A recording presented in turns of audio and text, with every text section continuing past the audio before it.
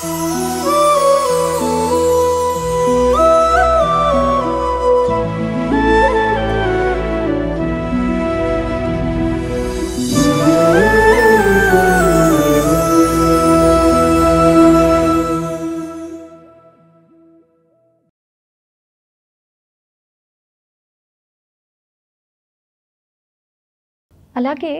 మనం ఈ బ్లాక్స్‌ని ఎన్ని సార్లు క్లియర్ చేయొచ్చు అంటారు డాక్టర్?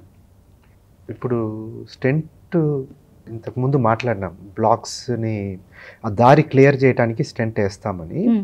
బట్ ఈ ప్రాసెస్‌లో ఏమవుతుంది, ఎప్పుడు మనం ఆ బ్లాక్ అనేది లోపల ఒకసారి వచ్చిందనుకోండి అది ఉండిపోతది.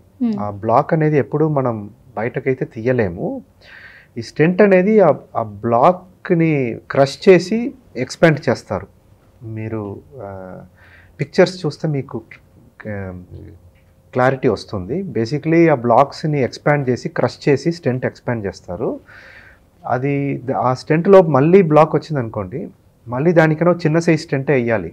సో ఇట్లా మళ్ళీ మళ్ళీ చెయ్యొచ్చు, కానీ ఆ లాంగ్ టర్మ్ రిజల్ట్స్ అనేది మంచిగా ఉండదు.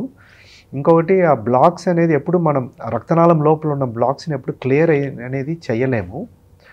ఎయిదర్ బైపాస్ చేయొచ్చు. బైపాస్ అంటే ఇంకో కొత్త రక్తనాళం కాలు నుంచి తీస్తాము, చెయ్యి నుంచి తీస్తాము, ఎక్కడైనా తీసి బైపాస్ చేసి కొత్త రక్తనాళం ఇవ్వచ్చు. కానీ ఆ ఉన్న బ్లాక్స్ని మనం క్లియర్ అనేది చేయలేము. ఇప్పుడు పేషెంట్స్ చాలా వరకు వచ్చి అడుగుతారు, మీరు బ్లాక్స్ క్లియర్ చేయండి అని. అట్లా అనేది మనం చేయలేము.